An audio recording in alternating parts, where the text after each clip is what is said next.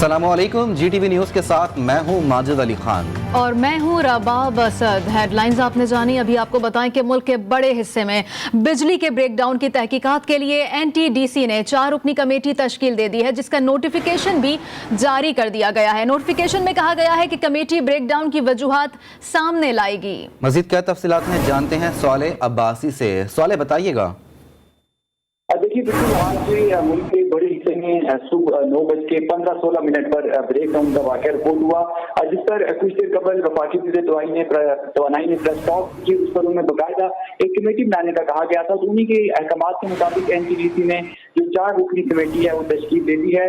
Committee 4 रोज में जो breakdown की वजूहात हैं वो सामने लेके आएगी, जबकि जो मुल्क में गुज़श्ता 2 साल कबल जो ब्रेकडाउन हुआ था उस पर जो कमेटी ने सिफारिशात पेश की थी कि इन सिफारिशात पर अमल किया जाए, उसका भी जायजा दिया जाएगा कि क्या NTDC और दीगर इदारों ने उन सिफारिशात पर अमल दरामद किया था या नहीं। इसके अलावा कमेटी में जो तमाम दीगर एंगल्स हैं उस हवाले से भी तहकीकात होंगी। अगर किसी की इंसाफी गफलत इस सारे मामले में शामिल है तो उसको भी सामने लाया जाएगा। साथ ही साथ जो ब्रेकडाउन के बाद के जो फौरी इक़दाम होते हैं उस हवाले से भी कमेटी जो है वो 4 रुकनी कमेटी तहकीकात करेगी और 4 रोज के अंदर एक जामे रिपोर्ट जो है वो पावर डिवीजन को हड़ताल की जाएगी, जिसके बाद जो रिपोर्ट है उसको पब्लिक के सामने लाया जाएगा। जी स्वाले अब्बासी हमें अपडेट कर रहे थे, आपका बहुत शुक्रिया। दूसरी जानिब सिंध हाई कोर्ट की जानिब से वारंट गिरफ्तारी जारी होने के बाद की इलेक्ट्रिक हुक्म अदालत में पेश हो गए। हुक्म ने अदालत को बताया कि पूरे मुल्क का निज़ाम बैठा हुआ है, बिजली की बंदिश के इलेक्ट्रिक की वजह से नहीं हो रही। इस पर जस्टिस सलाउद्दीन पनहोर ने इस्तफसार किया कि क्या सिंध हाई कोर्ट के इलेक्ट्रिक को माहाना 60 लाख बिजली का बिल देती है, बिजली नहीं होगी तो अदालतें कैसे चलाएंगे। अदालत ने के इलेक्ट्रिक को मोबाइल जनरेटर के जरिए बिजली फराहम करने का हुक्म जारी कर दिया। अदालत ने मजीद रिमार्क्स दिए कि इससे हमारा कोई लेना देना नहीं, मुल्क में बिजली हो या ना हो मुतबादिल बिजली फराहम करना के इलेक्ट्रिक की जिम्मेदारी है। कोशिश है जल्द तमाम मुतासिरा शहरों में बिजली की सप्लाई बहाल करेंगे। शाम तक ब्रेकडाउन के चैलेंज से निमट लेंगे। बिजली का ब्रेकडाउन हादसा था या फनी खराबी, जल्द मालूम करेंगे। लापरवाही पर तादीबी कार्रवाई भी मद्देनजर रखी जाएगी।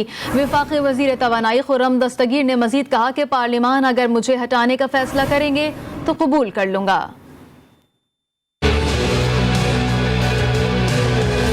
हैदराबाद है उसमें अभी तक इशू है, लेकिन सखर इलेक्ट्रिक पावर कंपनी को हमने जुजी तौर पर दादू तक बहाल कर दिया है। शिकारपुर में भी इस वक्त कनेक्ट हुआ है। सखर के जो जुजवी कनेक्शन की वजह से जो कोयटा इलेक्ट्रिक कंपनी है वो सिब्बी तक अब रिस्टोर हो गई है। वाकया कैसे पेश आया कि हमारी कोशिश की वजह से हमें जो सबसे बड़ी कामयाबी हुई है वो ये हुई है, जो इसको आप कह सकते हैं कि हमने मुल्क के शमाल को इस ब्रेकडाउन से महफूज है। पाकिस्तान के अवाम के नुमाइंदे जो हैं अगर इस पर जरूर वो एक्शन लेना चाहते हैं जरूर लें। हमसे पूछें कि ये क्या हुआ है। ये तो सिर्फ यहाँ ये भी एक इस प्रेस कॉन्फ्रेंस का मकसद था कि पाकिस्तान के अवाम को दुरुस्त मालूमात जितनी जल्दी हो सके वो हम पहुंचा सकें। जब ये हादसा हुआ उस वक्त तो ये भी नहीं मालूम था कि ये किधर प्रॉब्लम हुई है। 5000 तो हमने रिस्टोर कर दिया, तो 3000 की कमी है। तो इतनी तेज तरीन रिकवरी जो है वो भी आई थिंक कम ही हमने देखी है। हमारे पास तो शटडाउन हुए हैं, बड़े बड़े तवील पूरे मुल्क में शटडाउन हुए हैं। तो अगर आधा मुल्क बच गया है, मेरा तो ख्याल था आप मुझे हार भेजेंगे, आप कहते हैं मेरे साथ। आगे बढ़े और आपको बताएं, रमजान शुगर मिल्स केस में बरियत की दरख्वास्त पर तहरीरी फैसला जारी कर दिया गया है। लाहौर की स्पेशल सेंट्रल कोर्ट ने शहबाज शरीफ और हमजा शहबाज की दरख्वास्तों पर 31 सफ़हात पर मुश्तमिल फैसला जारी किया, जिसमें FIA की नाकिस प्रोसिक्यूशन और तफ्तीश का पोल खुल गया।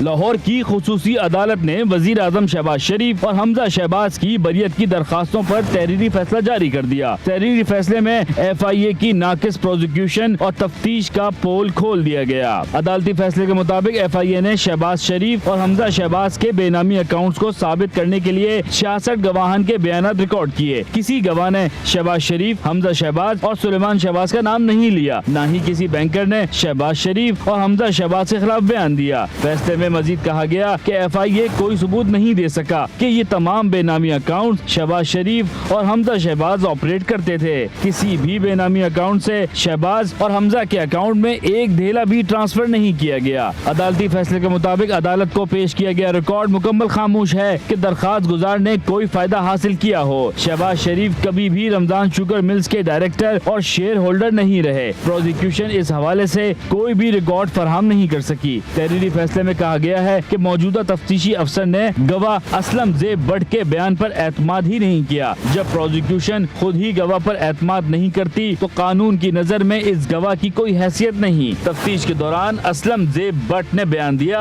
कि उसने सुलेमान शहबाज के कहने पर पार्टी ऑफिस में 2,50,000 जमा कराए। बाद अज़ां सुलेमान शहबाज के कहने पर मजीद 10 लाख जमा कराए। FIA ने मुकदमे में 25 अरब का इल्जाम लगाया, ताहम चालान 16 अरब करप्शन का जमा कराया। FIA ने बेनामी अकाउंट्स खुलवाने के दस्तावेजी सबूत को चालान का हिस्सा बनाया। ओपनिंग फॉर्म के मुताबिक शहबाज शरीफ और हमजा शहबाज ने किसी अकाउंट के लिए कोई असर रसूख इस्तेमाल नहीं किया। लाहौर की स्पेशल सेंट्रल कोर्ट के जज एजाज अवान ने 31 सफ़ात पर मुश्तमिल तहरीरी फैसला जारी किया है। डरने वाले नहीं, वो चोरों के सामने डट कर खड़े हैं। जेल तो छोटी चीज है, जान की कुर्बानी देने को भी तैयार हैं। चेयरमैन तहरीक इंसाफ इमरान खान का ज़रई यूनिवर्सिटी रावलपिंडी के मैदान में खिताब। कहा, बड़े चोर अरबों रुपए की चोरी के केसेस खत्म करा रहे हैं, जबकि हर रोज उन पर नई FIR कटती है। ज्यादा देर नहीं, वो जल्द कॉल देने वाले हैं।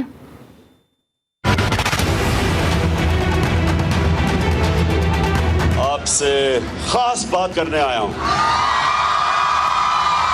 नाइंसाफी के सामने आवाज बुलंद करना, हाथ से भी कर सकते हो, जुबान से भी कर सकते हो। घरों में बैठ के बेचारे कुड़ते हैं कि देखिए कितना जुल्म हो गया, कि बड़े बड़े डाकों को छोड़ा जा रहा है, क्योंकि मैं इन चोरों के सामने खड़ा हुआ हूं। हर रोज मेरे पे नई FIR कटती है। मैं अदालतों में जाता हूं, हर रोज जाता हूं। और अब इस मुल्क की हकीकी आजादी लेने के लिए आप सब ने जदोजहद करनी है, क्योंकि जंजीरें गिरती नहीं, तोड़नी पड़ती है। आजादी मिलती नहीं, छीननी पड़ती है। अवाम महंगाई में डूब रही है, माइशत तबाह कर दी। प्राइम मिनिस्टर जाके अमेरिका में भीख मांग रहा है कि जी हमें पैसे दे दो नहीं तो मर जाएंगे। मैं आप सबको कॉल दूंगा, सबसे आगे मैं खुद होऊंगा। जेल तो छोटी चीज है, हम जान की कुर्बानी देने के लिए तैयार हैं। दूसरी जानिब साबिक वजीर दाखिला शेख रशीद का कहना है कि बड़ा डाकू ही बड़ा हुक्मरान है। इंसाफ और कानून गरीब के लिए है। आले शरीफ की मनी लॉन्ड्रिंग के आगे इंसाफ भी शर्मिंदा है। हुकूमत ने अपने केसेस खत्म करा के अपनी सियासी कब्र खो दी है। आले शरीफ ने इंसाफ को नीलाम घर में सजा दिया। अपने ट्वीट में कहा, पूरी उम्मीद है इस इतवार के बाद इमरान खान लॉन्ग मार्च की कॉल देगा। वज़ीर आज़म शहबाज शरीफ और उनके बेटे हमजा शहबाज शरीफ की मनी लॉन्ड्रिंग केस में बरी होने की खुशी में खोकर पैलेस जौहर टाउन लाहौर में जश्न मनाया गया। खोकर पैलेस में घुड़ डांस पेश किया गया और मिठाई भी तकसीम की गई। लीगी रहनुमा सैफुल मुलूक खोकर ने कहा कि वज़ीर आज़म शहबाज शरीफ, मरियम नवाज, हमजा शहबाज समेत तमाम लोग सुरखरू हो चुके हैं।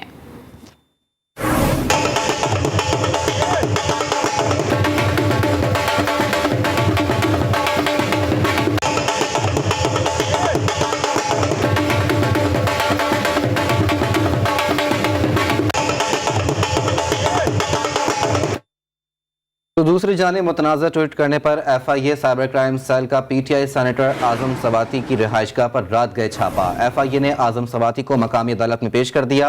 अदालत ने PTI रहनुमा को 2 रोज़ा जिस्मानी रिमांड पर FIA के हवाले कर दिया। मीडिया से गुफ्तगू करते हुए PTI सेनेटर आजम सवाती खान का कहना था कि उन्हें एक ट्वीट करने पर गिरफ्तार किया गया और बदतरीन तशद्दुद भी किया गया है। एलिगेशन तो आपको मालूम है कि कानून की खिलाफवर्जी कोई नहीं, फंडामेंटल राइट्स की खिलाफवर्जी कोई नहीं, आइन की खिलाफवर्जी कोई नहीं। किसने गिरफ्तार आपको किसने की है? ये FIR है। किस केस में? नहीं FIR, लेकिन एजेंसियों ने मुझ पर जो तशद्दुद किया गया है वो एजेंसियों ने किया है। तो गिरफ्तार किस यहाँ जुर्म में तक किया है? के कपड़े निकाले गए हैं पार्लियामेंटेरियन के, कौम और मुल्क को बता रहा हूँ। जब तुम्हारा हशर ये होगा, आपको गिरफ्तार किस जुर्म में किया गया? कानून की पासदारी नहीं होगी। स्वाति साहब, किस जुर्म में गिरफ्तार किया गया? ट्वीट करने पे और खातून जज को मुबैना धमकी और इश्तियाल अंगेज तकरीर केस में चेयरमैन तहरीक इंसाफ और साबिक वजीर आजम इमरान खान की मुस्तकिल जमानत मंजूर हो गई है। अदालत में पेशी के मौके पर चेयरमैन PTI से सहाफ़ी ने सवाल किया कि खान साहब, आजम स्वाति ने कहा है कि कपड़े उतार कर तशद्दुद हुआ है। इमरान खान ने सहाफ़ी के सवाल के जवाब में कहा कि पाकिस्तान कोई बनाना रिपब्लिक है, उन्हें शर्म आनी चाहिए। खान साहब शहबाज शरीफ सुरखरू हो गए, क्या कहेंगे?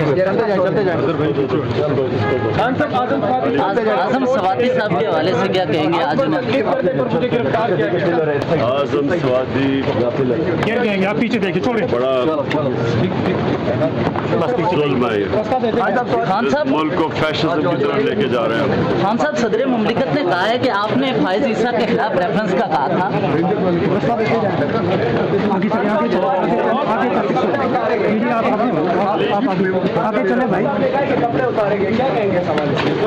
आजम स्वाति साहब ने कहा है कपड़े उतारेंगे हम। आजम स्वाति साहब ने कहा है। शर्म की क्या बात होती है? यानी ये कोई बनाना शर्म आनी चाहिए।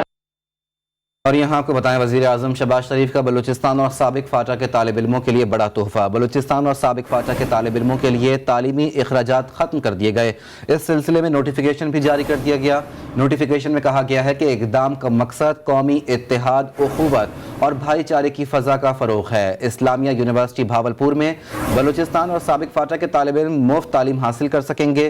तलबा के 50% तालीमी अखराजात वफाकी हुकूमत और 50% फ़ीस इस्लामिया यूनिवर्सिटी भावलपुर अदा करेगी। वज़ीर आज़म की हिदायत पर फीस की अदम अदायगी पर यूनिवर्सिटी से निकाले गए तलबा को बहाल भी कर दिया गया है। वज़ीर आज़म शहबाज शरीफ ने इसी तरह की सहूलियात वज़ीर आला पंजाब के तौर पर तालिब इल्मों को दी थी।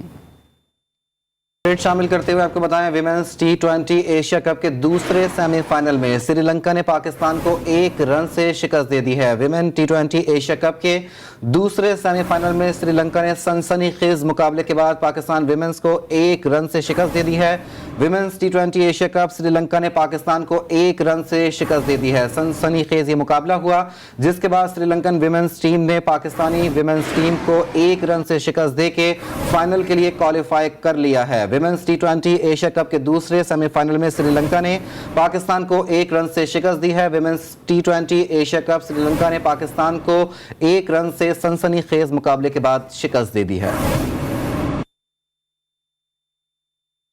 और कराची का दिल यानी जिला वस्ती इस वक्त बीमार है। बल्दियाती मसाइल के अंबार ने शहर क़ायद के कल्ब को जकड़ रखा है।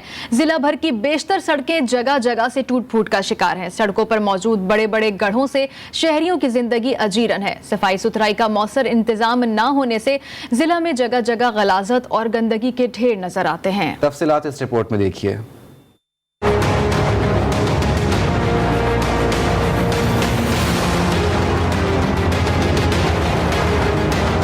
ये है कराची का वस्त, कराची का दिल, जिला वस्ती, कराची का सबसे बड़ा जिला। जिले की कमोबेश आबादी 35 लाख नफूस पर मुश्तमिल है। इंतजामात को बांटने के लिए 5 टाउन्स और 51 यूसीज बनाई गई, लेकिन हाल ये है।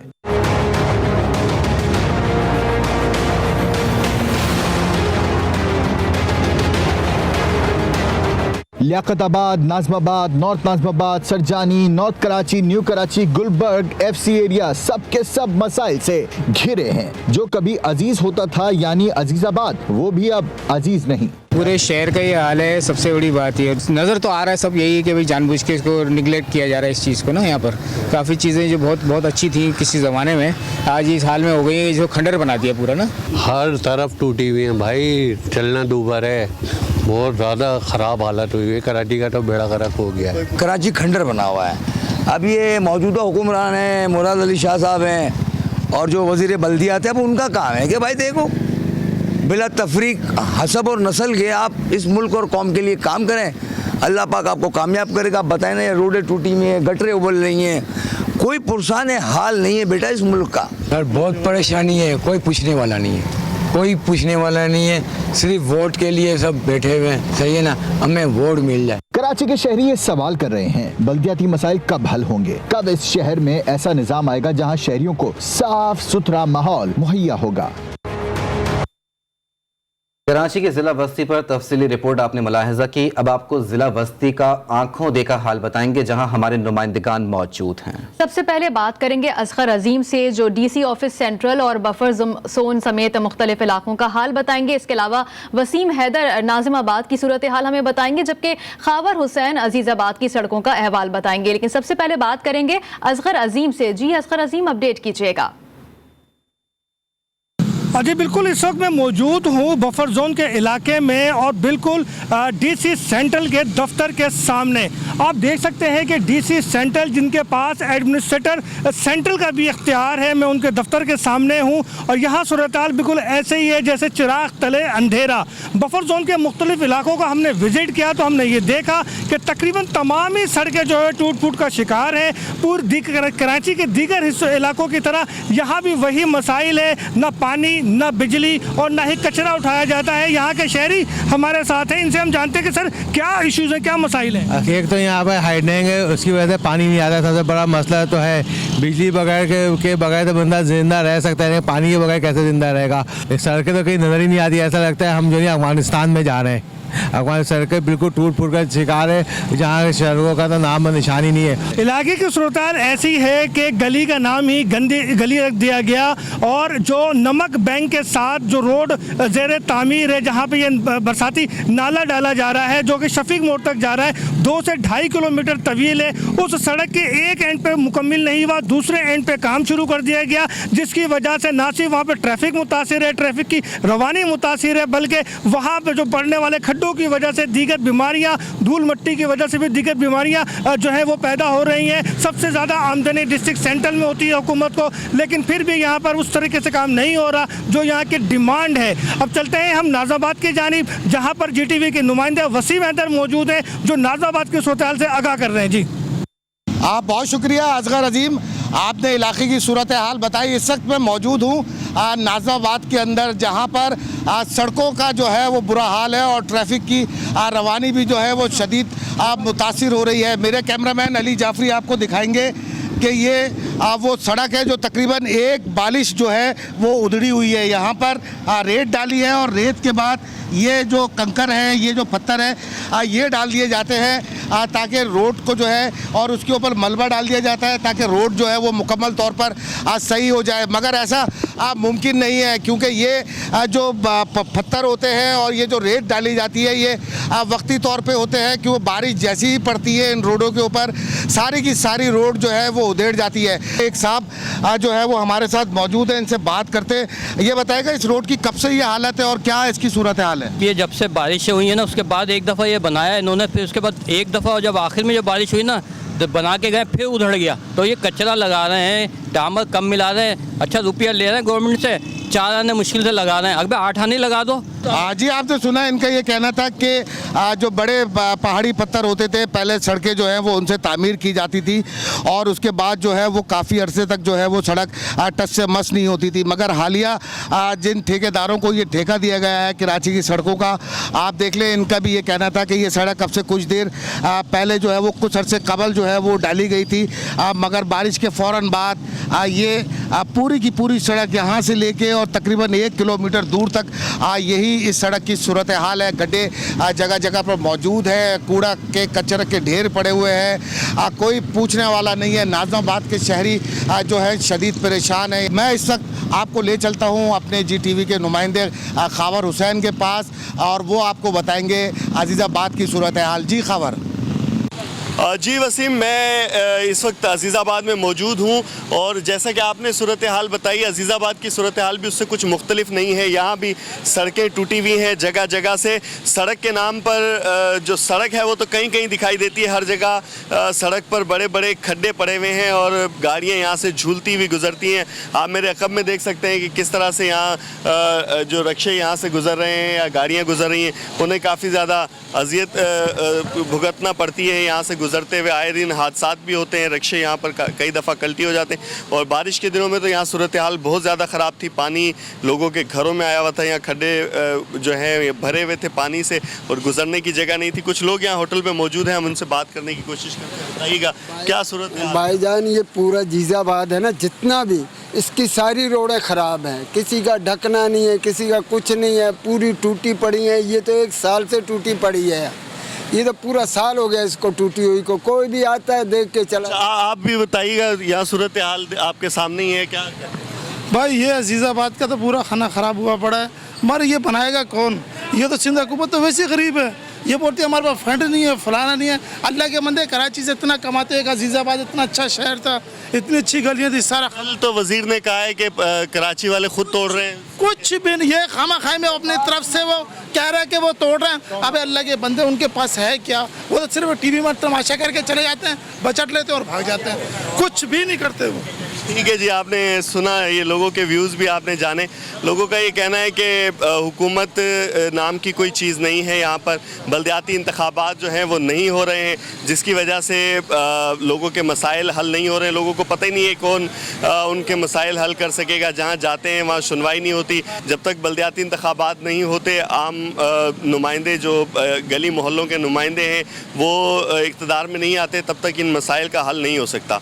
जी, कराची के ज़िला वस्ती की अबतर सूरत हाल के हवाले से हमें अपडेट कर रहे थे असगर असीम, वसीम हैदर और खावर हुसैन। आप तीनों का बहुत शुक्रिया। Government employees grand alliance federal मुलाजमीन का पार्लियामेंट हाउस के सामने एहतजाज जारी है। असिस्टेंट कमिश्नर मियां अनिल सरकारी मुलाजमीन के वफ्द को लेकर वजारत दाखिला पहुंच गए हैं, जहां वो सरकारी मुलाजमीन और स्टेट मिनिस्टर अब्दुल रहमान कांजू के मुज़ाकरात करवाएंगे। तफसीलात जानते हैं हमारी नुमाइंदा आसिया कौसर से। आसिया, बताइए क्या अपडेट्स है?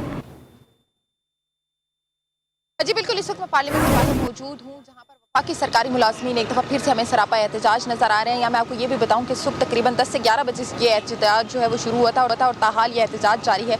इससे कबल क्यू ब्लॉक के सामने जो है वो एहतजाज किया जा रहा था और जब उनके मुतालबात सरकारी मुलाजमीन के नहीं माने गए तो उन्होंने पार्लियामेंट के बाहर जो है उस तरफ मार्च शुरू कर दिया और फाइनली अब पार्लियामेंट के बाहर जो है वो धरना दे दिया गया है। वफाकी सरकारी मुलाजमीन का ये कहना है कि जब तक उनके मुतालबात नहीं माने जाएंगे उनका ये एहतजाज और धरना इसी तरह से जारी रहेगा। उनका ये भी कहना है कि अगर उनके मुतालबात माने ना गए तो ये एहतजाज धरने में कन्वर्ट हो जाएगा और यहाँ तब तक धरना देकर बैठे रहेंगे जब तक उनके मुतालबात को मान नहीं लिया जाता। अगर उनके मुतालबात की बात करें तो उसमें जो है वो वफाकी सरकारी मुलाजमीन की तनख्वाहों को बढ़ाने, उनके अपग्रेडेशन के साथ साथ जो है वो कॉन्ट्रैक्ट की जो मुलाजमीन हैं उनको परमानेंट करने के जो मुतालबात हैं वो भी शामिल है। मुतालबात की मंजूरी तक धरने पर ही बैठे रहेंगे। आसिया कौसर हमें अपडेट कर रही थी, आपका बहुत शुक्रिया। बैनुल अक़वामी मंजरनामे से आपको अपडेट करेंगे। अक़वाम मुत्तहिदा की जनरल असम्बली में रूस के खिलाफ करारदाद भारी अक्सरियत से मंजूर कर ली गई है। गैर मुल्की मीडिया के मुताबिक करारदाद यूक्रेन पर रूसी हमले के तनाजुर में मंजूर की गई। 143 अरकान ने रूस के खिलाफ वोट डाले। 5 अरकान ने करारदाद की मुखालफत की, जिन ममालिक में बेलारूस, शाम, डोमिनिक रिपब्लिक, शुमाली कोरिया और निकारागुआ शामिल है। पाकिस्तान, चीन, भारत समेत 35 ममालिक ने इस वोटिंग में हिस्सा नहीं लिया।